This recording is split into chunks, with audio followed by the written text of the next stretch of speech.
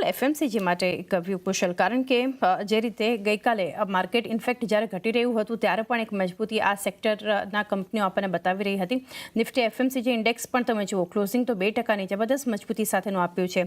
નિફ્ટીમાં પણ ગેઇનિંગ કાઉન્ટર્સ જો ગોદરેજ કન્ઝ્યુમર પ્રોડક્ટ્સમાં એક મજબૂતી હતી, માફ કરશો એફ&ઓ gainer, Godrej consumer products short covering હતું. નિફ્ટીમાં જોઈએ તો HUL, ITC, બ્રિટાનિયા જેવી કંપનીઓ, ટાટા કન્ઝ્યુમર પ્રોડક્ટ્સમાં આપણને ખરીદદારી જોવા મળી હતી.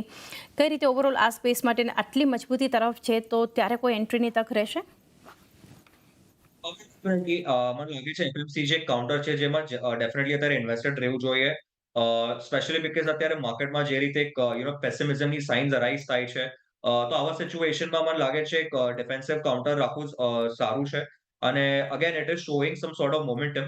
તો ડેફિનેટલી મારો એફએમસીજી જે ઓવરઓલ સેક્ટર છે મારો વ્યૂ પોઝિટિવ છે. એમાંથી મને લાગે છે બ્રિટાનિયા અને ટાટા કન્ઝ્યુમરના જે બે કાઉન્ટર છે મને લાગે છે ઘણા સ્ટ્રોંગ છે. અને મને લાગે છે પેયર્સને થોડું આઉટ પરફોર્મ કરી શકે છે. તો અમારા બે ફેવરેટ પિક રહેશે from the FMCG counter, Tata consumer અને બ્રિટાનિયા.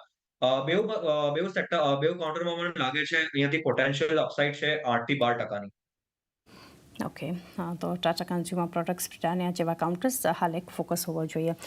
ICICI સિક્યુરિટીઝના ધર્મેશ શાહ આપણી સાથે જોડાઈ ગયા છે. ધર્મેશજી, ગુડ મોર્નિંગ. એક વ્યૂ માર્કેટ પર તમારી પાસેથી લેવો હતો, કારણ કે જે રીતે અત્યારે ગઈકાલે આપણે જોયું ઘટાડા સાથેની શરૂઆત, પરંતુ જબરદસ્ત એક રિકવરી જે છે એ માર્કેટે બતાવી છે. અને ગઈકાલે એક માર્કેટ હીરો નિફ્ટી બેંકને જ આપણે ગણી શકાય, અને જે રીતે એક આપણને ક્લોઝિંગ જોવા મળ્યું છે જબરદસ્ત રિકવરી સાથે. કઈ રીતે આગળ તમે જોઈ રહ્યા છો? ગ્લોબલ સેટઅપ હવે થોડું ઘણું પોઝિટિવ આજ માટેના સંકેતો આપી રહ્યું છે. ગિફ્ટ નિફ્ટી થોડી મજબૂતી સૂચવી રહ્યું છે. આગળ માટે વ્યૂ લઈએ માર્કેટ પર. Good morning Chandni. Definitely I think so market ક્યાંક ને કંઈક કોન્સોલિડેશનમાં વહી ગયું છે અત્યારે, અને I think so which is good for the market. We believe I think so rally જે સ્ટાર્ટિંગ થઈ આપણી 24,000 થી 25,300ની, I think so that was without any correction. તો માર્કેટ ક્યાંક ને કંઈક કરેક્શન માંગતું હતું. I think so market required some reason to fall. અને આ વખતે થોડું ગ્લોબલ સેન્ટિમેન્ટ હતું, જ્યાં આપણે જોયું કે છેલ્લા 2 અઠવાડિયામાં થોડું લાસ્ટ વીકની જ વાત કરીએ તો થોડું પેનિક ટાઈપ સિચ્યુએશન હતી માર્કેટમાં. વી બિલીવ કે market likely two going forward બજાર કોન્સોલિડેશનમાં રહેશે, જ્યાં 24,500નો સ્ટ્રોંગ સપોર્ટ છે. 24,500 થી 25,300 આ લેવલમાં માર્કેટ એક કોન્સોલિડેશન કરશે. તો ઓવરઓલ આઈ થિંક સો જેમ કે ઇવેન્ટ પણ છે 17-18 તારીખે ફેડની મિટિંગ છે, આઈ think so that is something important to watch out for, કે 25 બેઝિસ પોઈન્ટ કટ થાય છે કે 50 બેઝિસ પોઈન્ટ કટ થાય છે. એના કરતાં પણ આગળની શું કોમેન્ટ્રી છે, either they feel they are going for recession or not. I think so all this are very important questions to be noted out. તો મને લાગે છે yes, market is likely to be a move for wait and watch.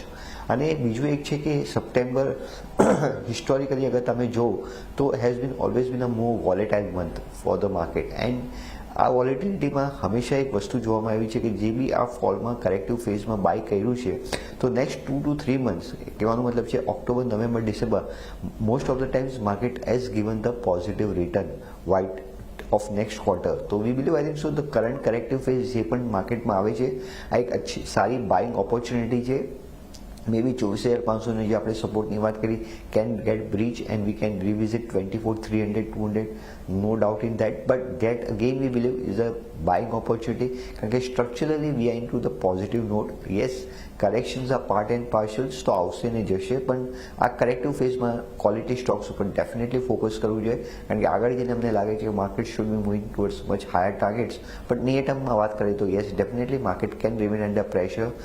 Technical bounce બેકમાં sell off આવી શકે છે, but one should not get worried for this technical sell off, but look as a buying on dips should be the strategy. Buy dips એક strategy ખાસ કરીને હોવી જોઈએ overall view એક માર્કેટ માટે. ધર્મેશજી, ઇન્સ્યોરન્સ સાથે એક ચર્ચાની શરૂઆત કરીએ, કારણ કે જીએસટી કાઉન્સિલમાં જે મહત્વનો નિર્ણય આવ્યો છે, જે જીવન અને સ્વાસ્થ્ય વીમા પ્રીમિયમ પર જીએસટી ઘટાડવાનો પ્રસ્તાવ હતો, તો હાલ સ્થગિત કરવામાં આવ્યો છે કાઉન્સિલ દ્વારા. કઈ રીતે તમે ઓવરઓલ આ સ્પેસ માટે સલાહ આપશો, અને કાઉન્ટર સ્પેસિફિક કોઈ રેકમેન્ડેશન રહેશે આ લેવલ પર? ઓવરઓલ આઈ થિંક સો મને લાગે છે કે એઝ અ સેક્ટરની વાત કરીએ તો the sector was not in limelight for last 2 to 3 years. હવે કંઈક ને કંઈક અગર તમે જો તો જેમ કે SBI લાઈફ છે કે HDFC લાઈફ છે, they are gaining the momentum. Particular to HDFC લાઈફની વાત કરીએ તો લોંગ કોન્સોલિડેશન બ્રેકઆઉટ આપણે HDFC લાઈફમાં જોયું. Same is happening with the SBI life. Again SBI life has been the relatively outperformer inside the insurance space. તો we believe I think so the sector has a long way to go. પેનિટ્રેશનની વાત કરીએ તો હજી બી ઇન્ડિયામાં insurance as a સેક્ટરની પેન્ટ્રેશનની વાત કરીએ 4 થી 5% છે લોકો જે ઇન્સ્યોરન્સ સેક્ટરમાં છે. તો we believe I think so there is a long way to go fundamentally also and technically also we believe I think so most of the stocks are witnessing a long consolidation breakout. તો buy the dip should be the strategy. મને લાગે છે કે structurally positive છે જેમ કે LIC છે. I think so one should definitely look out from the medium term perspective. So apart from LIC I think so HDFC Life, SBI Life આ બધા પર ડેફિનેટલી ફોકસ કરવું જોઈએ.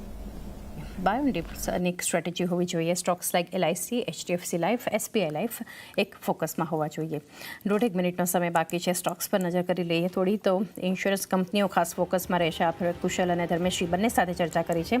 બીકાજી, પ્રતાપ સ્નેક્સ જેવી કંપનીઓ GST જે દર ઘટાડવામાં આવ્યો છે એને લીધે એક ફોકસ બનાવશે. GMR એરપોર્ટ્સ કંપની અધિગ્રહણ કરવા જઈ રહી છે. ત્યારબાદ ડિક્સન ટેક, પેજેટ ઇલેક્ટ્રોનિક્સનું HP ઇન્ડિયા સાથેનો જે કરાર છે એને લીધે ફોકસ છે. કંપનીની આમ કંપની છે. પ્રીમિયર એનર્જીઝ, ટાટા પાવરમાં એક પ્રોડક્શનની શરૂઆત થઈ છે એટલે ફોકસ છે. લેમન ટ્રી હોટલ્સ એકવાર ફરી નવી હોટલ માટેના કરાર કર્યા છે મહારાષ્ટ્રમાં. ફાર્મા કંપનીઓ GST દરોમાં જે ઘટાડો આવ્યો છે, કેન્સરથી જોડાયેલી 3 દવાઓ માટેના દર ઘટ્યા છે એટલે ફાર્માની કંપનીઓ પણ આજે ફોકસમાં રહેશે. આરતી ડ્રગ્સ બાયબેકને મંજૂરી બોર્ડ તરફથી મળી છે. ઝેગલ પ્રીપેડ માટે કંપની HDFC અર્ગો સાથેના કરાર કર્યા છે એટલે ત્યાં એક નજર છે. હીરો મોટો એથર એનર્જીના IPO માટે જે છે કંપનીએ DRHP ફાઇલ કરી છે સેબી પાસે એટલે નજર છે. સ્મોલ ફિનાન્સ બેંક આજે એકવાર ફરી ફોકસમાં. કોટક મહિન્દ્રા લાઈફ સાથેના કરાર કર્યા છે. રેલિગેર એન્ટરપ્રાઇઝીસ માટે કંપનીના અધિકારીઓ ઉપર જે FIR થઈ છે એટલે ત્યાં ફોકસ છે. HG ઇન્ફ્રા કંપનીને રોડ ટ્રાન્સપોર્ટ અને હાઈવે મંત્રાલય પાસેથી 781 કરોડ આસપાસનો LOA મળ્યો છે. અન્ય કાઉન્ટર છે IRB ઇન્ફ્રા, મેસ્ટેક જેવી કંપનીઓ ખાસ આજે આપણને ત્યાં ફંડ એક્શન છે એટલે ફોકસ બનાવતી દેખાશે. તો એક જે સ્ટોક સ્પેસિફિક જોઈએ તો ખાસા કોઈ નેગેટિવ ન્યૂઝ નથી. સ્ટોક્સ પણ પોઝિટિવ છે. આજના સંકેતો પણ બજાર માટે એક મજબૂતી સાથેના શરૂઆતના બનતા દેખાડી રહ્યા છે કારણ કે ગ્લોબલ સેટઅપ પોઝિટિવ છે. ગિફ્ટ નિફ્ટી તરફથી જે સંકેતો આપણા માટે બનતા દેખાડી રહ્યા છે ત્યાં પણ જોઈ રહ્યા છે કે પ્રી ઓપનિંગના મજબૂતી સાથે ખુલવાના સંકેતો છે. 25,027ના લેવલ્સ પર કારોબાર છે તો એ જ 30-35 અંકની મજબૂતી સાથે શરૂઆત. 24,700ની આસપાસ બતાવી છે. 200 અંકનો ઘટાડો, પરંતુ આટલો ઘટાડો હશે નહીં. બહુ જ ઇનિશિયલ બીટ્સ અત્યારે તો હજુ જસ્ટ પ્રી ઓપનિંગ થયું છે. રિકવર થઈ રહ્યું છે ફરી નિફ્ટી 81,760 ઉપર 200 અંકની મજબૂતી સાથે. સેન્સેક્સ આપણને પ્રી ઓપનિંગ બતાવી રહ્યું છે.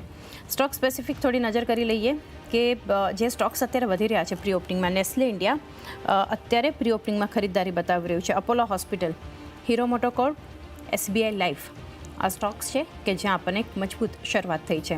ટાટા મોટર્સ, LTM માઇન્ડટ્રી પણ મજબૂત છે. ત્યારબાદના સ્ટોક્સ જોઈએ થોડા જે ઘટી રહ્યા છે અત્યારે. TCS ખાસી વેચવાલી છે. TCSમાં ઇન્ફોસિસ, HCL ટેક તો મેજરલી અત્યારે પ્રી ઓપનિંગમાં લાગી રહ્યું છે કે IT આજે થોડું એક પ્રેશર બતાવશે. બજાજ ઓટો, પાવર ગ્રીડ આ સ્ટોક્સમાં અત્યારે એક દબાણ જોઈ રહ્યા છે. ત્યારબાદ નજર કરી લઈએ રૂપી ઓપનિંગ પર તો 1 પૈસાની મજબૂતી સાથે શરૂઆત આપણે જોઈ રહ્યા છીએ રૂપિયામાં. ગઈકાલનો ક્લોઝ હતો જે એની સામે આપણે 1 પૈસાની મજબૂતી સાથેની શરૂઆત છે. 83.96ના ક્લોઝિંગની સામે 83.95 પ્રતિ ડોલર પર ઓપનિંગ રૂપીનું જોઈ રહ્યા છીએ. પ્રી ઓપનિંગ બિટ્સને